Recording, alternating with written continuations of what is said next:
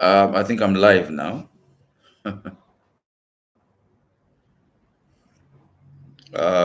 It's all about catfish business. This is for will-be catfish farmers and catfish farmers that are already, in the business. Basically, my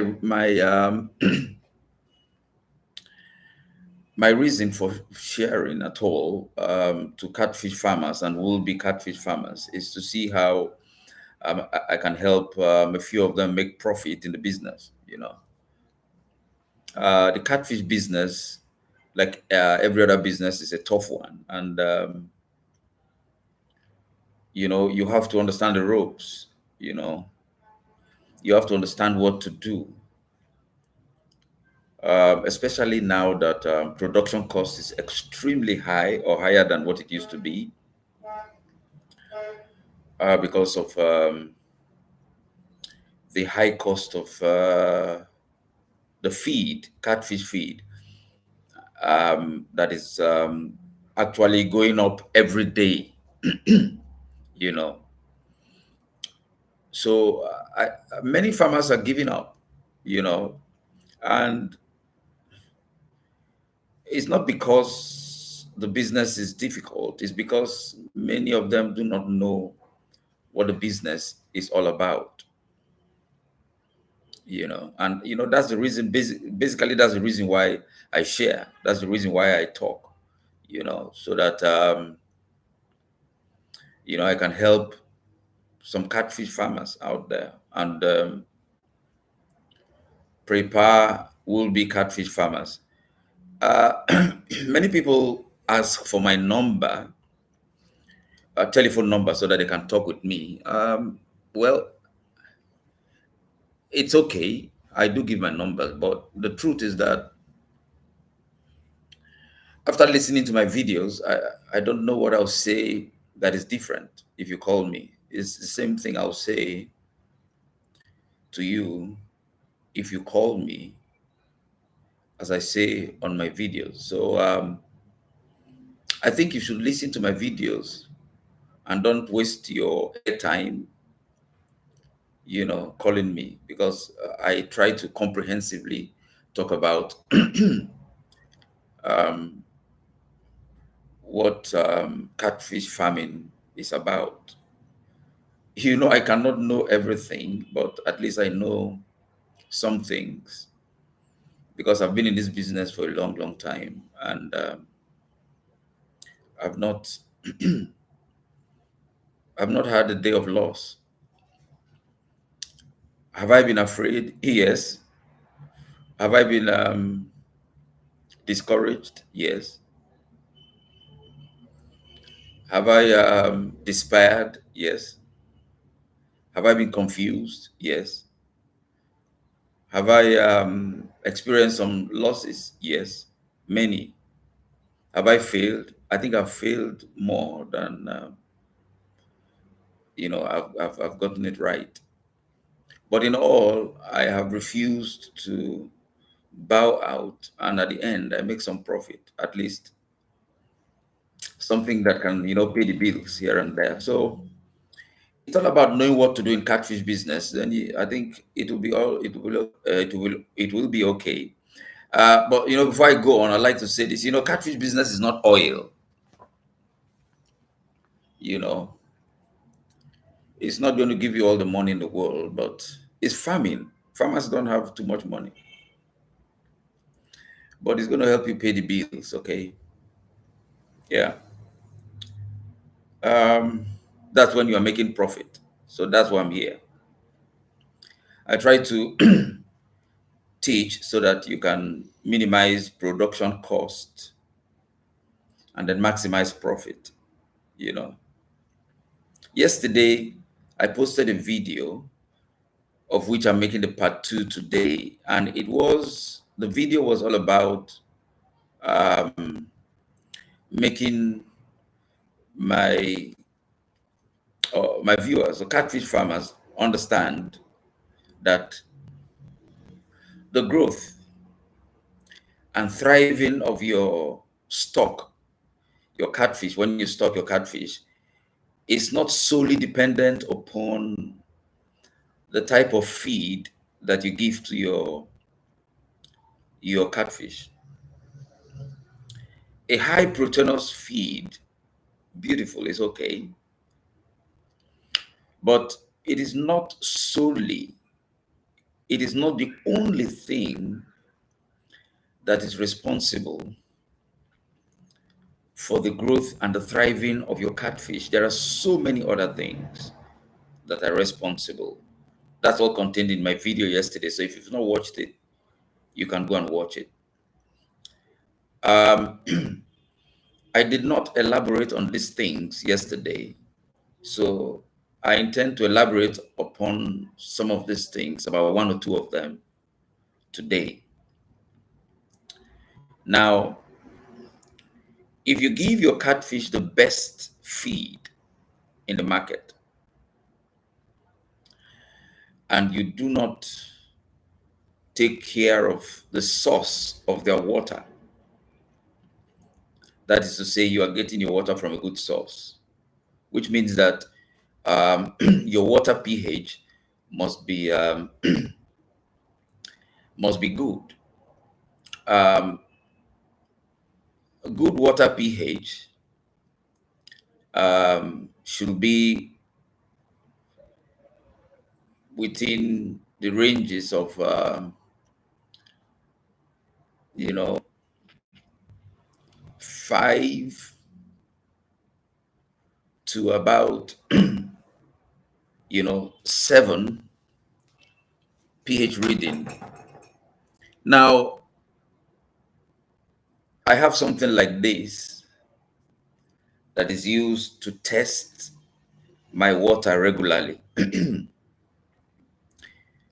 see if it is still good enough, you know. And if my water is good enough, then I'm comfortable, because um, your catfish will thrive in clean water. Number one, a properly oxygenated water. Number two, and the water that is not acidic. You know. Number three, so basically your water should be extremely clean. So you must be concerned about um, good water all the time. It's not about going to buy very expensive feed in the market. Now, let me tell you the truth. Like I said in my video yesterday, um, there is no feed in the market today that is, totally bad. I mean, when I mean totally bad, that cannot do something for you. Now, the only difference for the very high proteinous feeds is that it gives you some type of, you know, faster growth. Not exactly faster growth, but what will I say now? What will I call it now? Slightly, um, you know, slightly quicker harvest. Now, the difference between what a high proteinous feed will give you in time of harvest is never too large. It's just about maximum 3 weeks. And I mean it. I mean it, and I mean it. Maximum 3 weeks. I mean it on the experience that I've gathered on this business. Maximum 3 weeks.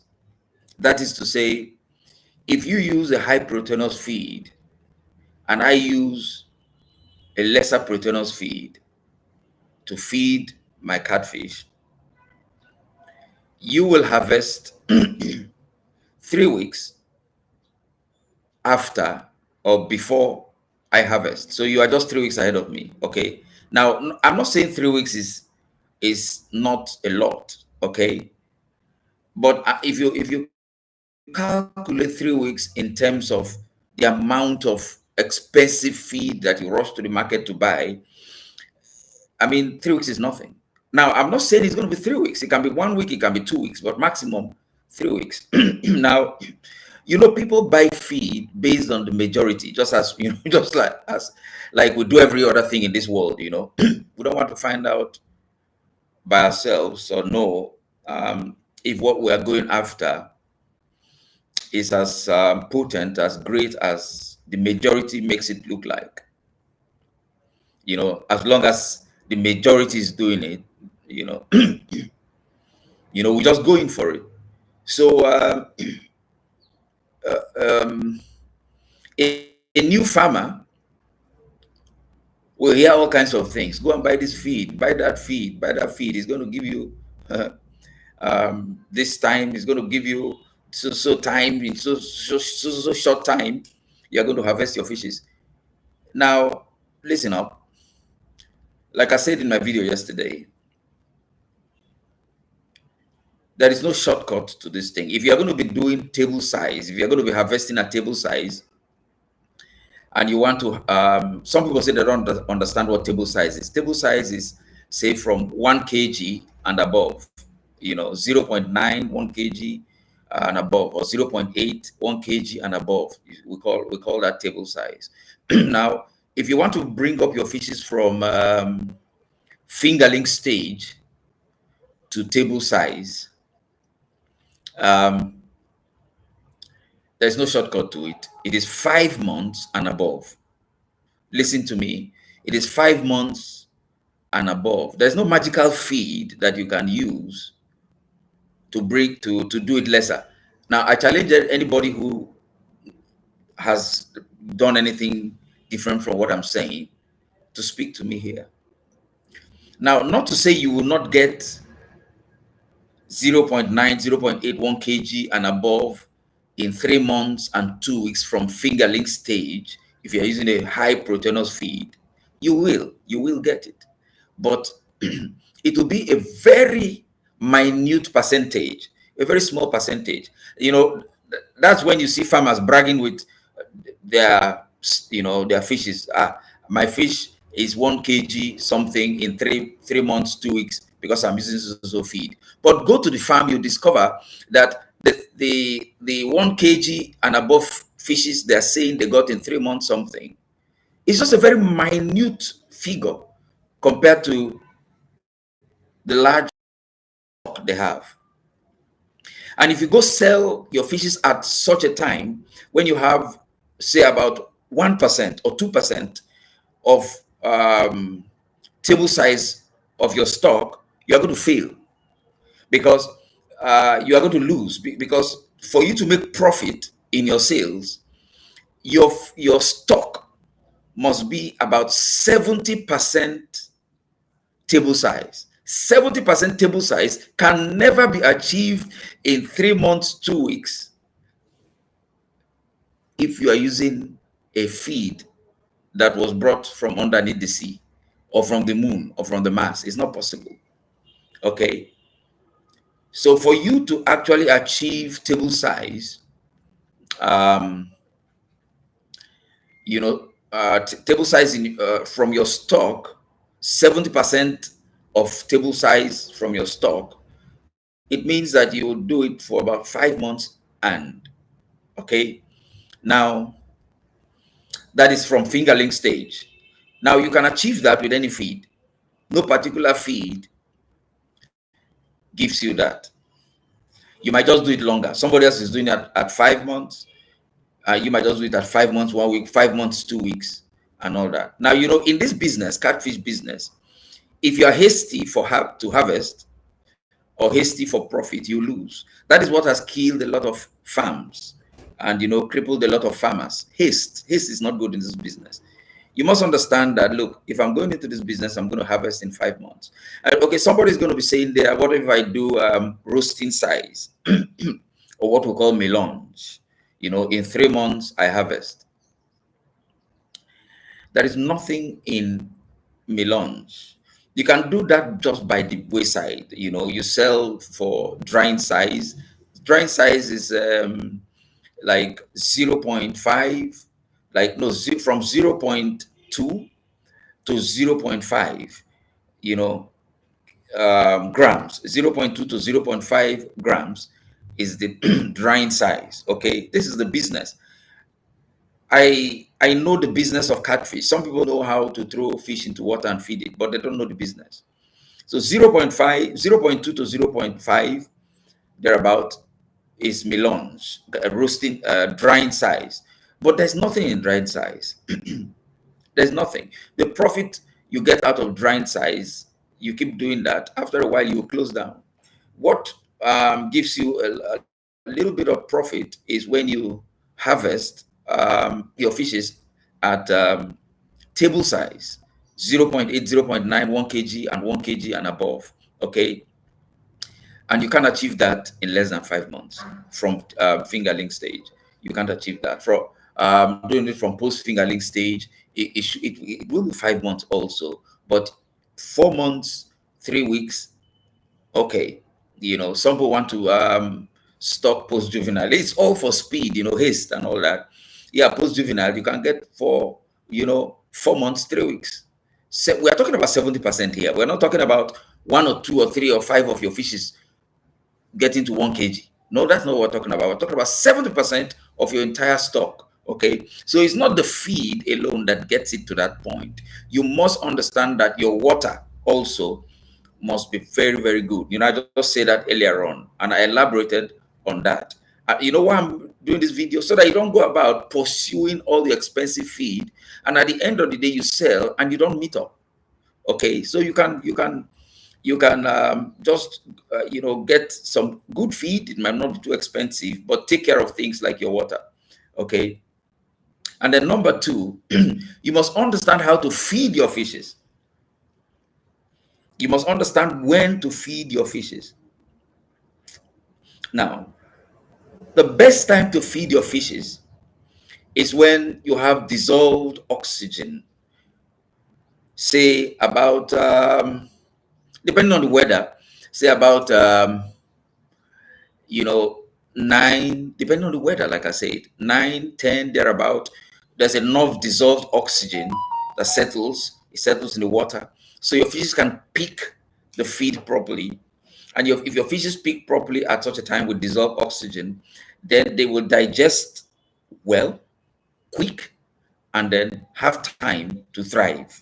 Okay, so knowing when to feed your fish is also very, very important. You have some farmers feeding their fishes at any time. Some even feed their fishes in the night. In the night, or towards evening, late evening, there are no dissolved oxygen anymore. That at that period, your fishes are actually struggling to breathe. They want oxygen, and you throw in feed there. It doesn't add any growth, as it were, particularly. Instead, you can have mortality. You can have fishes getting very weak then, and then others go for the kill. You have a lot of cannibalism going on around that period when you feed your fishes. Now, don't forget what we are talking about here. Um, a good feed alone, or a high proteinous feed alone, does not make for the growth and the thriving of your fishes. So number three, we've talked of water, good water, number one. We talked about feeding here now, number two. Then number three, you must be very, very attentive to anything that will stress your fishes. I'm going to mention a few things that can stress your fishes. If you spend too long draining their water and filling it back, you stress them. And when you stress your fishes, they're not able to eat well. If you throw in the best feed there, they can't pick it well. Even if they pick it, they won't do well because they're already sick. They're stressed out. Now, I've been to some farms that the farmers spend hours and hours and hours draining and filling in water into their tanks. Reason is because most probably they do not have enough, um, boreholes to get water out to fill their tanks when they drain. Number two, some of them do not have good outlet for water to drain out. The outlet might be too small, okay, to drain out and things like that. So you must correct these things. Good outlet, big enough outlet, and then you have enough, boreholes to pump water very fast. Now, somebody will be saying, "No, I don't have enough money to sink enough boreholes." If you don't have enough money to sink boreholes, don't stock too many fishes. Stock a little, as much as your borehole can carry. If you have just one borehole, stock a little. The idea is to drain quick and then fill fast. If you don't drain quick and fill fast, you stress your fishes. So the best feed in the world cannot allow them thrive and grow properly, in in such situations. Okay. Now, you also don't feed immediately you top water after draining and topping. You don't feed immediately. Give your fishes, say, about give and take, I mean, at least 15 minutes, at least. Let them slow down, relax a bit before you feed. Okay. You don't feed and drain water immediately. I saw somebody doing that kind of thing sometime. They just fed, and after that, they began to drain water, say about an hour later. An hour is not enough for your fishes to digest their feed. 2 hours is not enough for your fishes to digest their feed. Even when fishes are at fingerling stage, it takes about 4 hours for them to digest. Not to say when they get to about 0.5 grams and so on. It takes a longer time, about 12 hours. When they get older, it takes very long for them to digest their feed. Now, if you just drain and top and then feed, and then maybe 3 hours later you begin to drain their water, you'll see that they will begin to vomit the feed that is in their system. They begin to vomit it out because they know that water is going down. And, natural instinct, they begin to vomit the feed so that they can have space to take in, oxygen, because then they begin to struggle to take in oxygen. And when they do that, they get very stressed, you know, and then they get very sick because catfish is a very resilient, strong, fish, especially the Clarius grappinus, the African catfish. And the only thing that opens them up to diseases, and all that is when they are stressed. So if you do that, like draining your water 3 hours, 2 hours after you have fed your fishes, you stress them and open them up to diseases. The best feed in the world cannot save them. Your fishes can get very stunted from there. And then you feed and feed and feed. They say, buy this feed. You go and buy that feed. They say, buy this feed. They say, buy this, what do you call it? They call it boosters. You buy boosters, you buy the best feed, blah, blah, blah, and blah, blah, blah. It doesn't work. I've been in this business for years and years. I've never used one bottle of booster in my farm before because I do everything possible to try to save my fishes from stress, you know. So that is another thing. You have to watch out how you drain water, fill water, leave it till the next day, and drain water again. For no reason should you begin to you know drain the water again after you have fed the fishes. You don't do that. Okay, this can stress your fishes very badly, and no amount of feed will help your fishes to grow in in such a situation. You know. Now you must be very, very attentive in your farm towards the way your fishes swim when you are feeding. Okay. Now, if you watch your fishes very well, you discover that when you throw in feed into their pond, there is this struggle to eat. Now, Now, if you keep throwing in the feed, after a while, you discover that they start to slow down. When they start to slow down, you throw in feed, and this feed, or the little amount of feed, you begin to reduce what you are throwing in when they begin to slow down. Now, the little amount of feed now you throw as they slow down, if it lasts for about 5 minutes before they pick it from the top surface of the water, stop feeding. It's enough. Now, some farmers overfeed, and the fishes get so stressed. Yeah, yeah, we're out of connection. I think the connection is back now. So they feed and feed and feed and feed, believing that, look, um, the feeding is going to help the fishes grow. You are going to kill your fishes that way. And no matter how good the fishes are, sorry, no matter how good the feed you are using is, your fishes will die. They won't grow. Okay, they won't thrive. Okay. Now, if you are using a lesser proteinous feed, but you are feeding properly, you are feeding them well, not overfeeding them, your less proteinous feed, once it is original, will, your fishes will thrive and your fishes will grow on that less proteinous feed. Now, I'm not saying you shouldn't buy high proteinous feed. That's not what I'm saying here. I'm saying that high proteinous feed alone is not what makes your fishes thrive and makes your fishes grow.